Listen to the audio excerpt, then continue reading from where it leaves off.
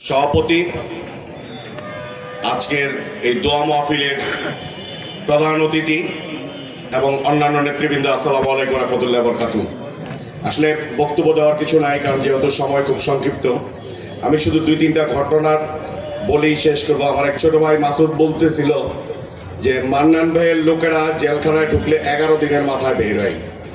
আমি যখন 2015-তে স্লেন্ডার করে অনেকগুলো মামলা নিয়ে যখন জেলখানায় ঢুকলাম, এর কিছুদিন পরেই মান্নান ভাইয়ের বড় ছেলে সজীব সহ প্রায় 58 জন জেলখানায় গেছে। সেখানে নজরুল ইসলাম টিটু ভাই, তারপর আতাউর রহমান, এরা ছিল। মান্নান ভাইয়ের পিএস আমাদের সেলিম আহমেদ দীপু 11 দিনের মাথায় মান্নান ভাইয়ের ছেলের জামিন করাইছে।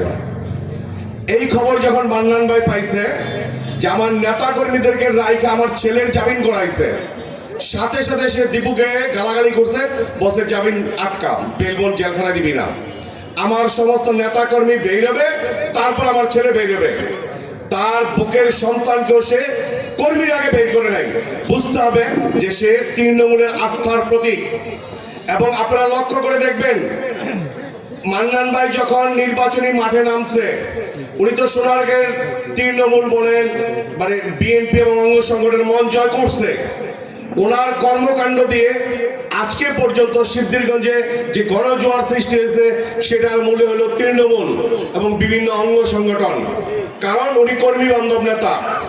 আরেকটি কথা আমি বলবো, এখানে অনেকেই বলেছে যে 3 নম্বর ওয়ার্ডে মাদকের সয়লাভ। বর্ডার এরিয়া যখন থাকে তখন বর্ডার থেকে মাদক পাচার হয়।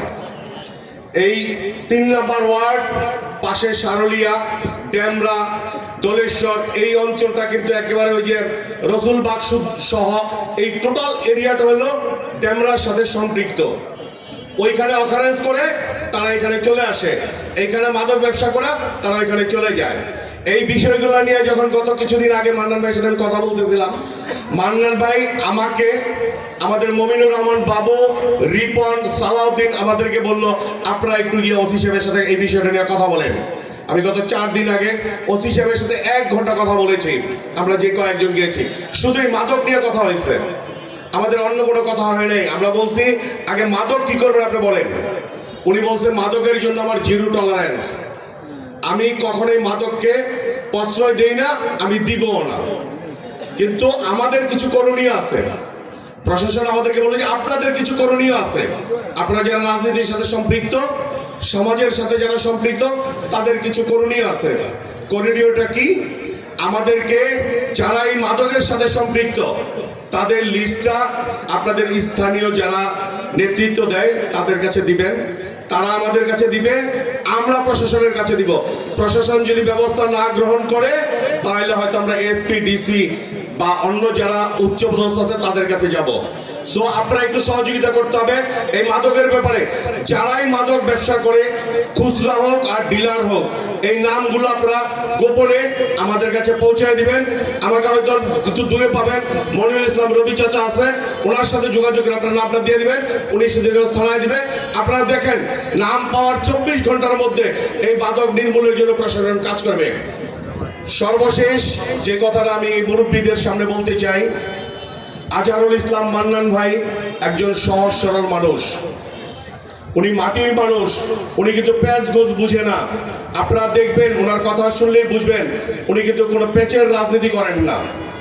আমরা অনেকেই অনেক কিছু বলি, কিন্তু আমাদের মুখে থাকে একটা, অন্তরে থাকে আরেকটা। কিন্তু মান্নান ভাই অন্তরে যেটা লালন করেন, মুখে সেটা বলেন। চিনি খাওয়ায় কিন্তু মারার লোক উনি না, উনি যাকে যা বলেন সামনাসামনি বলে দেন। ওনার একজনের কর্মকাণ্ড খারাপ লাগছে, উনি সামনাসামনি বলে দেন। তো এই সহজ সরল মানুষটাকে যারা তারেক রহমান এবং বিএনপি পছন্দ করে, খোঁজ খবর নিয়ে, আইন শৃঙ্খলা বাহিনী দিয়ে, বিভিন্ন গোয়েন্দা সংস্থা দিয়ে রিপোর্ট নিয়েই কিন্তু 300 জনের মধ্যে একজন আমাদের এই মান্নান ভাইকে নারায়ণগঞ্জে দিয়েছেন। সো এই মান্নান ভাইকে আপনারা আগামী 12ই ফেব্রুয়ারি নির্বাচনে ধানের শীষ প্রতীকে ভোট দিবেন। আগে নিজের ভোট, পরিবারের ভোট, পাড়া প্রতিবেশীর ভোট, আত্মীয় স্বজনের ভোট, নিজেরা মান্নান হয়ে প্রত্যেকের ঘরে ঘরে এই কাজটা করবেন, এই আহ্বান জানিয়ে আমি আমার বক্তব্য শেষ করছি। খোদা হাফেজ। বাংলাদেশ জিন্দাবাদ।